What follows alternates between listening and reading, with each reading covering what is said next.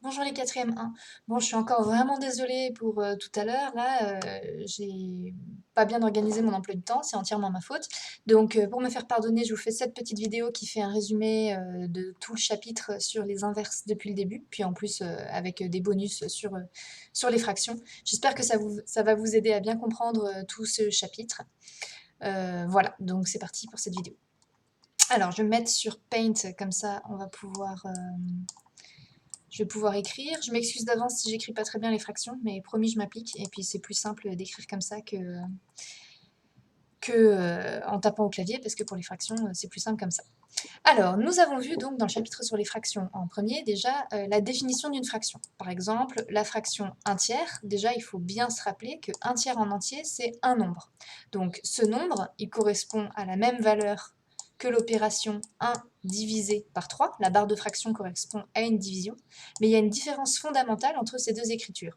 La première écriture, 1 tiers, elle sous-entend que le calcul est terminé, c'est-à-dire que 1 tiers est un nombre, c'est une façon d'écrire un nombre, c'est fini, c'est le résultat. Alors que quand on écrit 1 divisé par 3, c'est vraiment un calcul qu'on est en train de faire, ça sous-entend que c'est pas terminé, qu'on a encore une étape à faire. Donc les mathématiciens aiment utiliser les fractions parce que la division 1 divisé par 3, on ne peut pas la réaliser de façon décimale, de façon exacte. C'est-à-dire que si on essaye de poser la division, on va avoir 0,33333 et ça ne s'arrêtera jamais, il y aura une infinité de 3. Donc ce nombre-là, qui s'écrit avec une infinité de chiffres après la virgule, on ne peut pas l'écrire de façon décimale. C'est pour ça qu'on a créé une autre écriture, les fractions, qui permettent de donner ce résultat de façon parfaitement exacte, que vous savez que les mathématiciens aiment l'exactitude, mais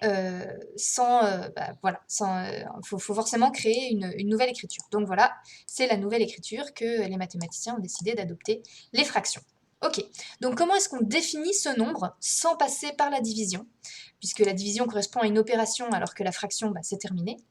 On le définit, vous l'avez défini par exemple très souvent à l'aide d'un cercle, d'un camembert, d'un gâteau, de ce que vous voulez. En tout cas, quelque chose qui représente le nombre 1. Il faut vraiment se mettre dans la tête, quand on a une représentation en camembert, parce que c'est comme ça qu'on appelle ça en mathématiques, que le cercle entier correspond à la quantité 1. Ça correspond au nombre 1. Bon, ensuite, quand on découpe ce gâteau, ce camembert, ce que vous voulez, on le découpe, là par exemple, comme je fais des tiers, je vais essayer de découper en 3. Alors les tiers, c'est pas facile à voir comme ça, on va dire que c'est à peu près ça. Donc si ce gâteau est découpé en 3, une des parts, pardon, c'est pas ce que je voulais faire, une des 3 parts correspond à 1 tiers. Donc là, par exemple, hop, 1 tiers, ce serait cette partie-là.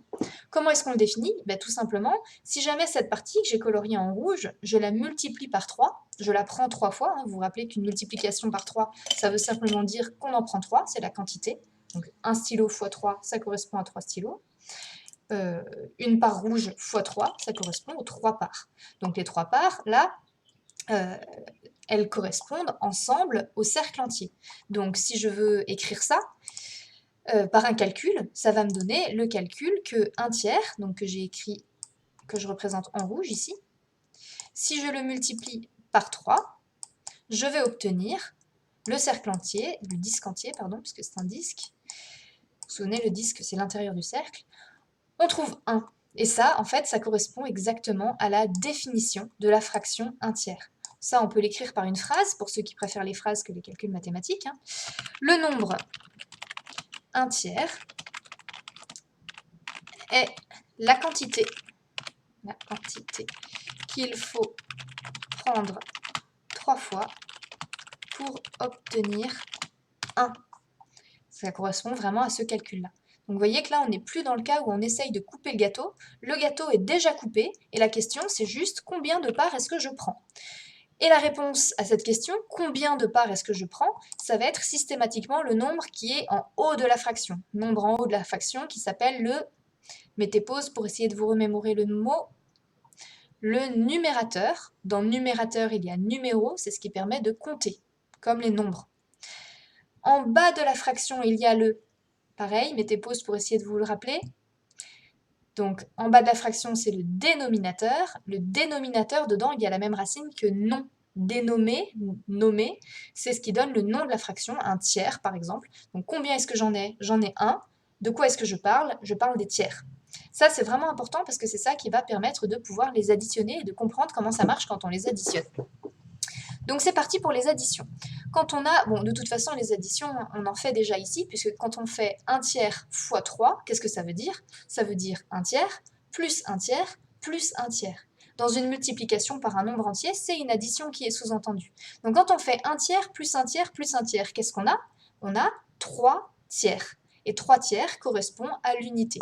Donc ça c'est aussi quelque chose de remarquable, hein, que 3/3 va être égal à 1, ça correspond exactement aussi à la définition de la fraction. Quand on complète le nombre de parts qui correspond au nom de la part, ça correspond à l'unité en entier. Ça, c'est vraiment intrinsèque à la définition de la fraction. Voilà. Donc du coup, comment est-ce que ça marche? Quand je fais par exemple 1/3 plus 1/3, finalement, qu'est-ce que je fais? Je compte combien il y en a. À chaque fois, il y en a 1 plus 1, donc en tout, ça en fait 2. Et de quoi est-ce que je parle? Je parle de tiers. Donc attention, résistez à la tentation d'additionner les dénominateurs. Il n'y a aucune raison d'additionner les dénominateurs quand on a bien réussi à ancrer dans sa tête que le dénominateur, donc le nombre qui est en bas, il est juste là pour donner son nom à la fraction. C'est pas lui qui compte. Et quand on fait des additions, on est vraiment en train de compter combien il y en a en tout. Donc c'est normal de n'additionner que les numérateurs. Encore une façon de se représenter ce calcul, de comprendre pourquoi est-ce que ça marche, c'est de représenter les fractions comme ça. Plutôt que d'écrire avec le dénominateur 1/3 comme ça, on peut l'écrire en français. 1/3 plus 1/3, c'est exactement comme si je faisais un stylo plus un stylo, ça fait 2 stylos, donc ici 2/3, aucun problème. C'est vraiment... il faut comprendre qu'on est en train d'additionner des objets. Quoi comme objet? Des tiers. Voilà, donc c'est pour ça que c'est très important de retenir ces noms. Numérateur, ça permet de compter. Dénominateur, ça permet de nommer. Et puis n'hésitez pas à transformer les fractions en mots, comme ce que je viens de faire ici, au brouillon, ça peut vous aider. Alors, très rapidement, on refait ce qui se passe quand les fractions n'ont pas le même dénominateur. Donc on va prendre un exemple, j'en sais rien, moi par exemple 3/4. On va essayer de l'additionner à 2/7. Ok, alors tel quel, je ne peux pas effectuer cette opération puisque j'additionne des quarts avec des septièmes. Donc autrement dit, c'est comme si j'essayais d'additionner des chaises avec des tables, qui sont l'exemple que je prends assez régulièrement pour le calcul littéral. Si j'ai 3 chaises plus 2 tables, ça ne fait pas 5 chaises tables. Ça fait 3 chaises plus 2 tables. Je ne peux pas les additionner comme ça. Sauf que les quarts et les septièmes, ce n'est pas tout à fait des chaises et des tables, puisque vous avez vu en 6e la règle fondamentale des fractions qui permet de les simplifier. Et alors, nous allons simplifier. Non, nous n'allons pas les simplifier, cette fois-ci, nous allons les compliquer. Mais les compliquer dans le but de pouvoir les additionner. Qu'est-ce qu'on doit faire pour les additionner? Il faut qu'on ait la même quantité au dénominateur, puisque du coup on va avoir le même objet, le même type de fraction, ils auront le même nom, et donc on va pouvoir regarder combien il y en a et les additionner. Là pour l'instant c'est pas le cas. Donc pour pouvoir trouver la même chose en bas, donc je vais réécrire les fractions ici, il va falloir que je trouve un nombre à remplir ici qui va être le même des deux côtés. Donc il va falloir modifier la fraction. Mais attention, il va falloir modifier la fraction sans changer sa valeur, puisque j'ai bien mis un égal. Si j'ai mis un égal, ça veut dire que ma première fraction, là, celle que je vais écrire à cet endroit-là, il faut qu'elle soit égale à 3/4, et celle que je vais écrire à cet endroit-là, il faut qu'elle soit égale à 2/7. J'ai pas le choix, ça doit être égal. Et la règle fondamentale des fractions, elle me dit que quand je multiplie ou que je divise le numérateur et le dénominateur d'une fraction par le même nombre, attention, c'est important, pour une même fraction, il faut que ce soit le même nombre en haut et en bas, ça ne change pas sa valeur. Donc je peux bien écrire un signe égal. La question va être donc, par combien est-ce que je dois multiplier ici? Et donc il faudra que je fasse la même chose en haut, forcément. Et par combien est-ce que je dois multiplier là? Et même chose en haut, de manière à ce que le résultat ici, alors je vais l'encadrer en violet par exemple, il faut que le résultat ici et que le résultat là soient égaux pour que j'ai le même dénominateur. Donc on va chercher dans la table de 4. Est-ce que dans la table de 4, je peux obtenir 7? Non, 4 fois 2, 8, c'est trop grand. Est-ce que dans la table de 7, je peux obtenir 4? Bah non, impossible, 4 est plus petit que 7. Donc il va falloir les modifier tous les deux. Est-ce qu'il y a quelque chose qui est en commun dans la table de 4 et dans la table de 7? C'est là toute la question. C'est là l'endroit le plus difficile de l'addition des fractions. Donc il faut se poser, il faut prendre un bouillon, il faut regarder, il faut essayer. Si vous ne savez pas vos tables de multiplication, parce qu'il faut savoir ces tables de multiplication pour pouvoir faire ça, je vous conseille d'aller sur Labomep. Sur Labomep, il y a plein de jeux que je vous avais mis qui permettent d'apprendre vos tables tout en vous amusant un petit peu. Il y en a des plus ou moins difficiles, donc essayez les différents, puis prenez celui qui correspond à votre niveau, ou à si vous aimez plutôt le temps chronométré, ou si vous aimez prendre votre temps. Enfin bref, il y en a pour tous les goûts. Donc allez sur Labomep pour apprendre vos tables de multiplication, ça vous servira toujours. Notamment, l'année prochaine, vous allez faire tout ce qui est décomposition en produits de facteurs premiers. Si vous connaissez pas vos tables, vous allez avoir des problèmes. Donc, l'année prochaine, si je vous ai, attention, une chance sur deux de m'avoir, je vous dirai que je vous ai prévenu. On revient à nos moutons, on cherche donc un nombre qui est à la fois dans la table de 4 et dans la table de 7. Bon bah là, il n'y a pas 36 solutions, en fait, on va être obligé de faire 7 x 4 et 4 x 7. Forcément, c'est le même résultat et ils sont dans la table des deux. Donc ça nous fait 28. Donc je vais multiplier ici par 7. Ah, 28. Hop, je vais multiplier ici par 7. Et donc forcément, pour que la fraction reste égale, je dois le faire en haut aussi. Et ici, je vais multiplier par 4. Et pour que la fraction reste égale, il faut que je multiplie en haut aussi. Là, j'ai fait la partie difficile. Maintenant, je n'ai plus qu'à calculer et à dérouler le reste du calcul. Donc, c'est parti. On a dit que on va avoir un dénominateur commun. Je vais directement le mettre sur la même fraction. Donc, ce dénominateur commun, ça va être 28, qui est le résultat de 7 x 4. OK. 7 x 3, 21. Donc, je fais juste le calcul. J'additionne avec 2 x 4, 8. Pas de problème. Et ensuite, je n'ai plus qu'à calculer. 29 sur 28. 29 sur 28 est une fraction que je ne peux pas réduire, parce que si je cherche à décomposer 29 ou à décomposer 28, je ne vais pas trouver les mêmes choses. En général, deux nombres consécutifs, ils ne sont pas dans les mêmes tables. C'est assez rare. Donc, on a terminé notre calcul, on a trouvé la somme de ces deux fractions, et j'espère que vous avez bien compris la méthode que j'ai beaucoup détaillée ici. Nous avons également vu donc comment multiplier des fractions. Alors, le moyen mémotechnique pour bien se rendre compte de ce qui se passe quand je multiplie des fractions, c'est simplement que l'addition et la soustraction vont bien ensemble, et on a vu que l'addition peut être... une soustraction peut être remplacée par une addition, on va revoir tout ça juste après. La division et la multiplication, c'est pareil. Et la barre de fraction, elle représente une division. Je vais mettre n'importe quoi, hop, on va mettre 7 sixièmes. Ok. Donc, pour réaliser une multiplication de fraction, le dénominateur va se multiplier avec le dénominateur qui est en bas, pardon, et le numérateur avec le numérateur. Donc aucun souci, il n'y a pas de difficulté, il n'y a pas besoin de mettre au même dénominateur, c'est vraiment ce qui est intuitif. Donc quand on fait un produit, on va avoir 3 fois 7 au numérateur, numérateur avec numérateur, et 4 fois 6 au dénominateur. Alors, je fais exprès de ne pas effectuer le produit tout de suite, puisque avant d'effectuer le produit, il faut toujours regarder si on ne va pas pouvoir simplifier. Et ici, c'est le cas, on va pouvoir simplifier. 3, on ne peut pas le décomposer, 7, on ne peut pas le décomposer, c'est ce qu'on appelle des nombres premiers. On en reparlera plus tard, ou au moins l'année prochaine, ça c'est sûr. Par contre, en bas, 2, on peut le décomposer, 4, pardon, on peut le décomposer, c'est 2 fois 2. 6, on peut le décomposer, c'est 3 fois 2. Alors les 2, ça ne m'intéresse pas beaucoup parce qu'il n'y en a pas en haut, mais le 3, par contre, ça m'intéresse parce qu'il y en a en haut. Donc je vais effectivement décomposer mon 6, c'est-à-dire que je vais recopier tout mon calcul, sauf que à la place du 6, je vais écrire 3 fois 2. J'ai le droit de remplacer 6 par 3 fois 2 parce que c'est égal. Je vais bien marquer avec de la couleur pour que tout le monde repère bien que c'est simplement le 6 que j'ai transformé en 3 fois 2. Le reste, je l'ai recopié tel quel. Bon, maintenant que j'ai fait ça, je me rends compte que j'ai multiplié ma fraction en haut par 3, ici, et en bas par 3 aussi.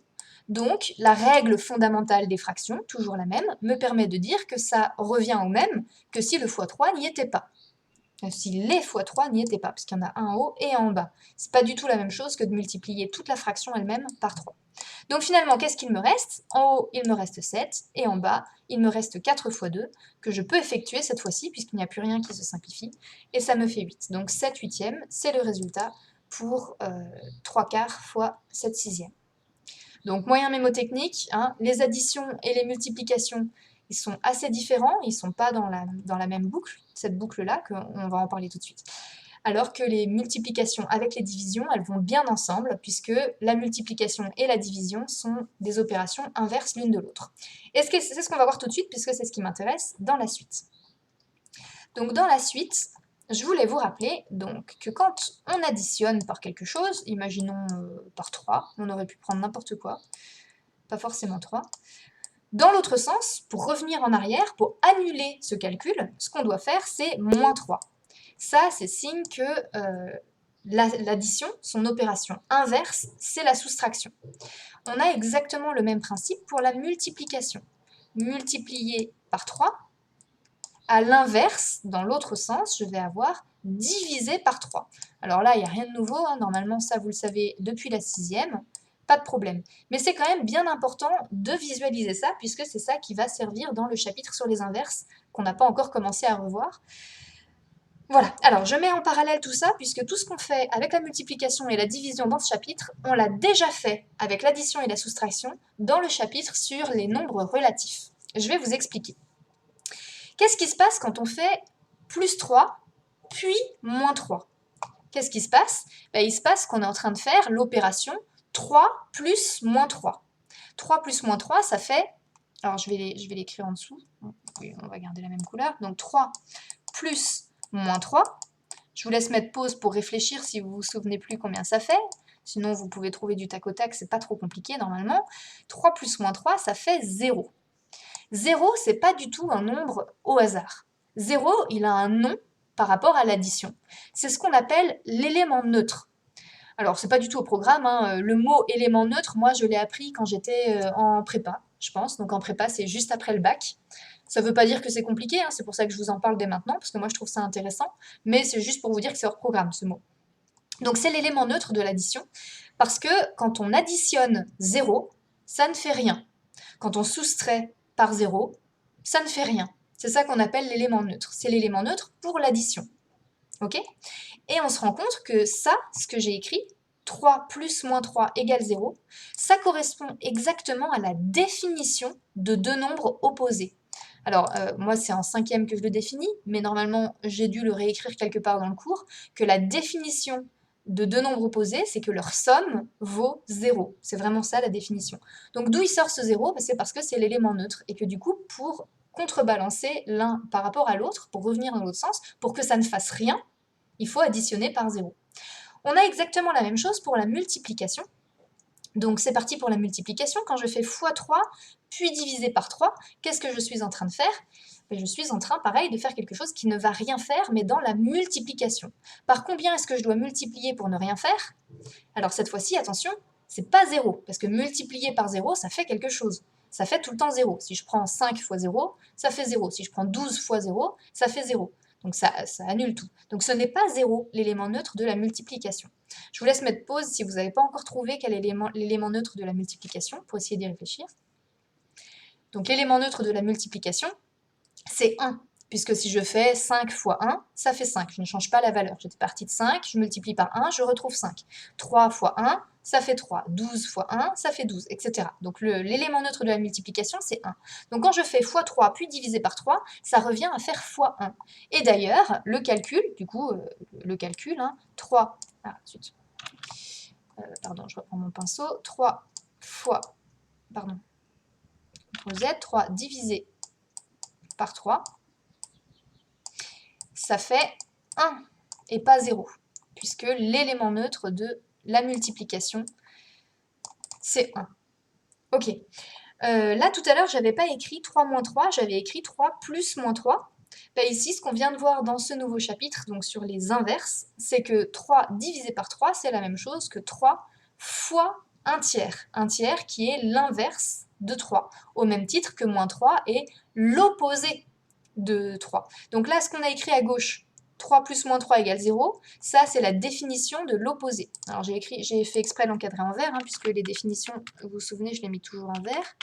Donc définition des opposés, puisque c'est deux nombres qui sont opposés l'un par rapport à l'autre, définition des opposés. Et ici, nous, on va avoir la définition des inverses. Et la définition des inverses, on va plutôt l'écrire avec une multiplication. Donc à la place de mettre divisé par 3, on va écrire multiplier, puisque c'est multiplier la première opération, au même titre que c'est l'addition de l'autre côté. Pardon, je voulais le faire en noir. Tac. Donc multiplier par 1/3. D'ailleurs, vous pouvez remarquer que ça, c'est la définition de la fraction 1/3. C'est le nombre qu'on prend 3 fois pour avoir 1. Ben, c'est aussi la définition du fait que 1/3, c'est l'inverse de 3.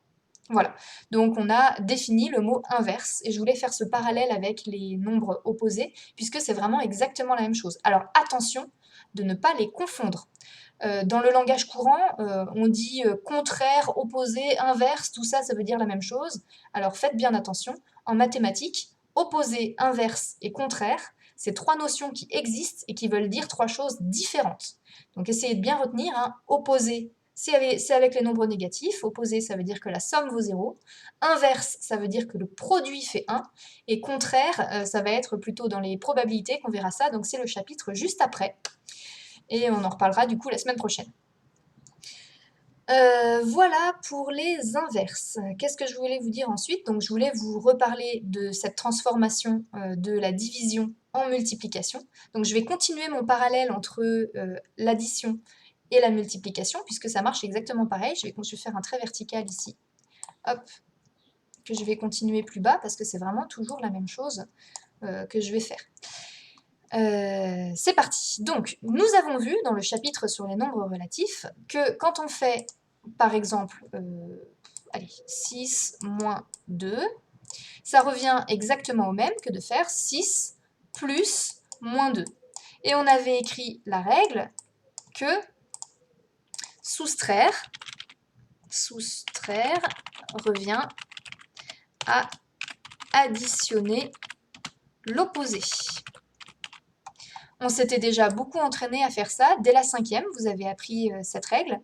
Et on va même l'écrire en rouge parce que c'est important. Ok. Donc soustraire, ici, elle est là, la soustraction. Soustraire, elle est là, la soustraction. Ok. Ça revient à additionner, donc l'addition, elle est là. Et attention, c'est l'opposé du nombre qu'on soustrait. Le nombre qu'on soustrait, c'est 2. L'opposé de 2, bah, c'est moins 2. Donc l'opposé, il est là. J'espère que cette règle est bien claire pour vous. C'est du rappel de 5e. Maintenant, nous, on va avoir le même genre de règle, mais avec la division et la multiplication. Donc diviser par un nombre, ça revient à multiplier son inverse. Donc on va reprendre le même exemple, hein, 6 divisé par 2. Bon, en l'occurrence, là, c'est un calcul qui est très facile à faire comme ça, donc c'est un peu idiot d'utiliser cette règle là-dessus, mais comme pour là. Mais ça permet de bien comprendre. 6 divisé par 2, ça fait 3. Vous allez voir qu'on va obtenir le même résultat de l'autre côté. Donc diviser, ça revient à multiplier par l'inverse. Et l'inverse de 2, c'est 1/2. Je vais écrire de la même façon la règle en dessous. Diviser revient à multiplier par l'inverse. Hop. Donc pareil, je vais tout détailler. Le diviser, il est là. Le multiplier, il est là. Mais alors attention, on veut que le calcul reste égal, donc il faut forcément contrebalancer le fait qu'on ait changé le divisé en multiplié, et on le contrebalance par le fait qu'on ne divise pas par le même nombre qu'on avait là, qui était 2, mais on le transforme par son inverse. Et l'inverse de 2, c'est 1/2. Alors, juste pour visualiser ici qu'on n'a vraiment rien fait et que vous saviez déjà en fait que ça c'est vrai, 6 divisé par 2, ben, ça correspond exactement à la fraction 6/2, puisque la barre de fraction correspond à une division. Et 6 fois 1/2, ben, on multiplie le numérateur avec le nombre qu'on multiplie, donc c'est bien 6/2, ça marche. Donc finalement, cette règle n'a rien de nouveau. Elle était déjà sous-entendue par tout ce qu'on a déjà fait dans les multiplications et les fractions, mais ça permet de rendre de la cohérence à tout ça. Tout ça est cohérent, tout ça fonctionne parfaitement. Qu'est-ce qu'on va pouvoir faire grâce à ça? Ben, grâce à ça, on va pouvoir faire des calculs qu'on ne savait absolument pas faire jusqu'alors. Par exemple, si jamais on vous demandait de faire une division de fractions, ben vous ne saviez pas tellement faire. Donc, on va donner un exemple. Par exemple, allez, 3/4. On voudrait le diviser par allez, on va mettre un nombre négatif. Moins 6 sur 16. Ok. On ne sait pas faire ça. Tel quel, là, ça, on ne savait pas faire avant ce chapitre. Maintenant, on sait qu'à la place de la division, on va pouvoir mettre multiplier par l'inverse. Donc c'est parti, je vais faire exactement la même chose que ce que j'ai fait dans ma règle à droite. 3/4, il n'y a pas de raison de le toucher. 3/4, c'est le nombre que je vais diviser, donc pas de problème. Par contre, diviser par un nombre, c'est multiplier par l'inverse de ce nombre. Donc, moins 6/16, qui était le nombre par lequel je divise, il va falloir le modifier, il va falloir prendre son inverse. Donc l'inverse, ça va être 16 sur moins 6. Et là, j'ai bien une égalité entre ces deux calculs. Parce que j'ai transformé le divisé en multiplié par l'inverse. Ensuite, là, maintenant, on va pouvoir continuer le calcul grâce à ce qu'on a appris pour la multiplication. Pour la multiplication, il n'y a aucun problème. Le numérateur se multiplie avec le numérateur, le dénominateur avec le dénominateur. Sauf que j'ai pas très envie de faire 3 fois 16 là tout de suite. Bon, c'est pas si compliqué que ça, il y a quand même une retenue, donc je vais regarder avant si on peut pas simplifier des choses. Avant d'effectuer un produit dans une fraction, on regarde toujours s'il n'y a pas des choses qui se simplifient. Et là, comme par hasard, bah, oui, il va y avoir des choses qui se simplifient. Donc, on va mettre tout ça sur une seule et même fraction. Donc, on sait qu'on doit avoir 3 fois 16. Mais plutôt que d'écrire 3 fois 16, je vais décomposer. 3 ne se décompose pas, par contre 16, je sais qu'il est dans la table de 4. 16, c'est 4 fois 4. Donc, je décompose 16 en 4 fois 4. Ce qui est intéressant, puisqu'il y a un 4 en bas. 4 pourrait se décomposer encore en 2 fois 2, mais là, vu que je sais qu'il y a un 4 qui va s'enlever avec en bas, pour l'instant, je laisse comme ça. En bas, on a 4 fois moins 6. Le 4, je pourrais le décomposer en 2 fois 2, mais je le laisse pour pouvoir l'enlever avec un 4 du haut. Et moins 6, je peux le décomposer. Alors, moins 6, ça va être 3 fois 2 pour le 6. Et puis ensuite, pour le moins, vous vous souvenez qu'il faut... Si on multiplie un nombre négatif par un nombre négatif, on va avoir un nombre positif. Donc il faut mettre le moins, soit sur le 2, soit sur le 3, comme on veut. Moi, je vais le mettre sur le 3, par exemple. Mais on aurait pu faire 3 fois moins 2, ça marcherait aussi. Bon, on peut commencer les simplifications. J'ai multiplié par 4 en haut et par 4 en bas, donc c'est comme si je ne l'avais pas fait. C'est la règle fondamentale des fractions, la simplification. J'ai multiplié par moins 3 en bas et par 3 en haut. Donc le 3 va se simplifier, mais pas le moins. Donc je barre consciencieusement le 3, mais attention à ne pas oublier le moins qui reste là. Ensuite, j'ai un 4 en haut et un 2 en bas. 4, je peux le décomposer en 2 fois 2, donc je vais le faire. Et en bas, qu'est-ce qu'il me reste? Il me reste un 2 et un moins. Donc je vais donc avoir 2 fois 2 en haut et moins 2 en bas. Alors, on va s'occuper du signe tout de suite, parce que là, il nous embête un petit peu, ce signe. On aimerait bien simplifier le 2 qui est en bas, mais comme il est accompagné du moins, il reste quoi? Bah, pour se débarrasser de ce problème, on peut directement se dire, j'ai un nombre positif en haut, que je divise par un nombre négatif en bas. Le résultat au total, quel va être son signe? Vous pouvez mettre pause pour essayer de trouver la réponse tout seul. Donc, c'est les mêmes règles que pour les multiplications. Un nombre positif avec un nombre négatif, le résultat va être négatif. Donc ce que je vais faire, c'est que je vais me débarrasser du moins et je vais immédiatement le mettre devant la fraction, puisque je sais que le nombre lui-même, donc la fraction, sera négative. Pardon, c'est mal écrit, je le refais. Donc moins une fraction. Ok, maintenant que je me suis débarrassée du problème du signe, je vais regarder juste les nombres. Et juste les nombres, je vais pouvoir simplifier un 2 avec un 2. Qu'est-ce qu'il me reste? Il me reste un 2 en haut, et en bas, il ne me reste rien. Alors attention, il ne me reste rien de la multiplication. Donc il reste l'élément neutre de la multiplication, donc 1. Divisé par 1, ça ne fait rien, donc un mathématicien ne va jamais laisser un résultat sous forme d'une fraction divisée par 1, c'est pas possible. On va écrire directement moins 2, puisque moins 2 sur 1, ça correspond à moins 2. Donc le résultat est moins 2. Voilà, vous avez appris à diviser par une fraction. Dernier petit point qu'on a vu dans le cours, qui n'est pas des moindres, c'est le lien avec les puissances de 10. Dans le chapitre sur les puissances de 10, nous avions vu la notation, par exemple 10 puissance moins 3.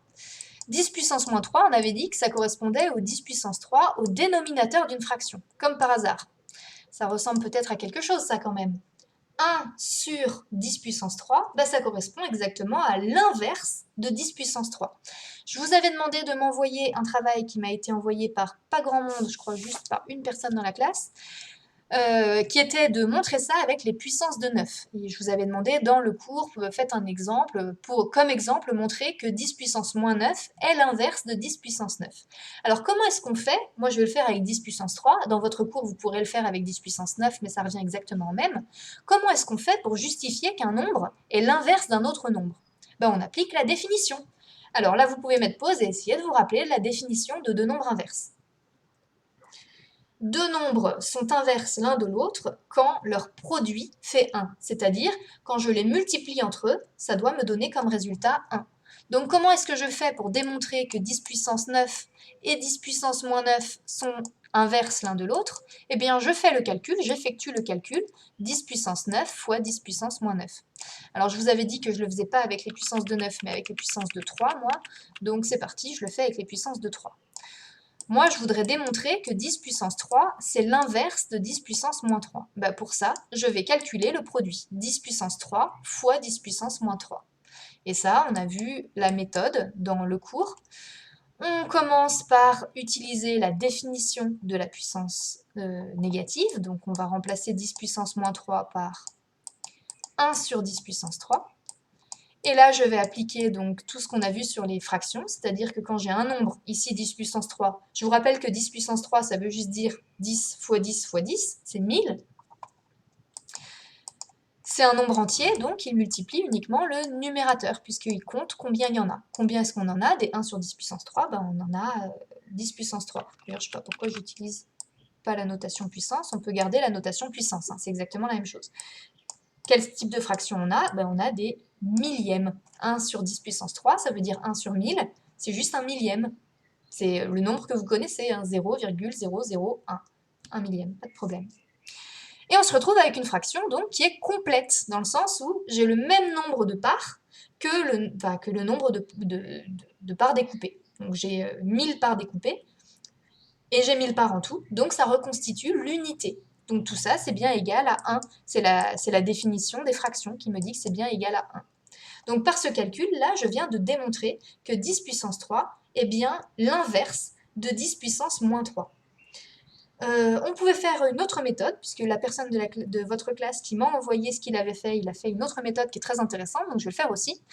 Il s'est rendu compte que l'inverse d'un nombre, c'est toujours 1 sur ce nombre. Du coup, il s'est dit, on va essayer de voir ce que c'est que l'inverse de 10 puissance moins 9. Alors moi, je vais le faire avec 10 puissance moins 3, mais ça revient exactement au même. L'inverse de 10 puissance moins 3, je ne vais pas l'écrire comme ça, donc c'est pas égal. L'inverse de 10 puissance moins 3, bah, c'est 1 sur 10 puissance moins 3. Alors, on aimerait bien démontrer qu'on va retomber sur 10 puissance 3. Et bien pour ça, on peut utiliser ça. 10 puissance moins 3, c'est quoi? Ben, c'est 1 sur 10 puissance 3. Donc je vais me retrouver avec, attention, une fraction qui a au dénominateur de elle-même une fraction. Alors du coup, c'est pas vraiment une fraction parce que dans la définition d'une fraction, on doit avoir un nombre entier au numérateur et un nombre entier au dénominateur. Donc là, ce que j'ai écrit, ce n'est pas une fraction, c'est ce qu'on appelle une écriture fractionnaire. Cette grande barre de fraction, là, je l'ai fait plus grande parce que quand on écrit une fraction, ça sous-entend qu'il y a des parenthèses invisibles en haut et en bas de la fraction. Il y a une priorité opératoire par le fait qu'on écrit sous forme d'écriture fractionnaire. D'ailleurs, il faut faire bien attention quand on transcrit des fractions en division sur les calculatrices, de ne pas se tromper à cause de ça. Donc les parenthèses que j'ai écrites en vert, elles sont sous-entendues à cause de la grande fraction, qui est plus grande que la petite.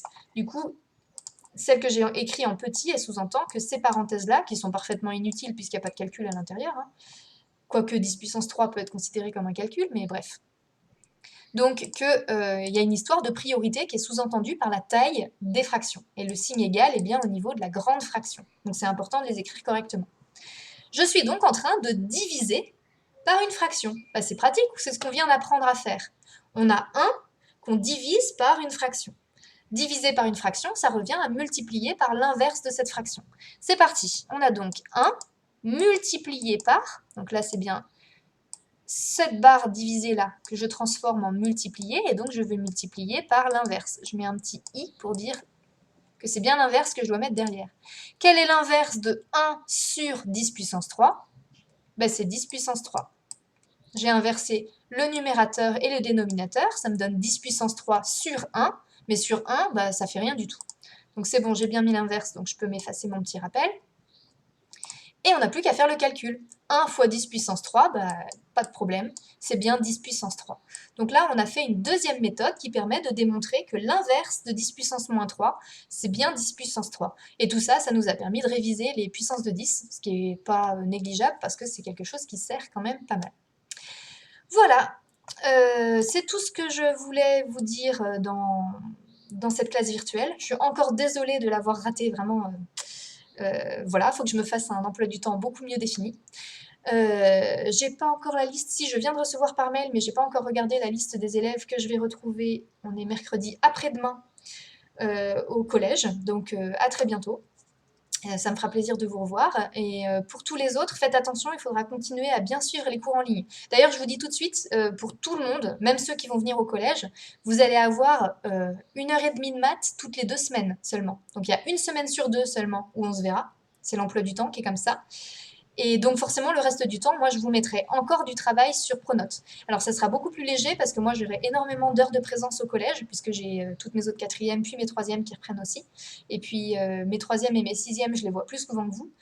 Donc, voilà. Bon, si vous avez des questions, n'hésitez pas à les poser sur Slack, sur Pronote, par mail. Quoique les mails, visiblement, je ne les reçois pas, puisqu'il y a encore plein d'élèves qui m'ont dit « Mais si, je vous l'ai envoyé » et où je n'ai pas reçu. Je vous rappelle encore une fois, donc, si je ne vous réponds pas dans les 24 heures, c'est que je n'ai pas reçu. Donc, si vous voyez qu'il y a un travail que vous avez envoyé et que vous n'avez pas de réponse sur ce travail, il faut me le réenvoyer parce que ça veut dire que je ne l'ai pas reçu. J'espère que c'est bien clair pour tout le monde. Voilà, merci d'avoir regardé la vidéo. J'espère que ça vous aura aidé à comprendre un petit peu mieux ce chapitre. Et à la prochaine fois.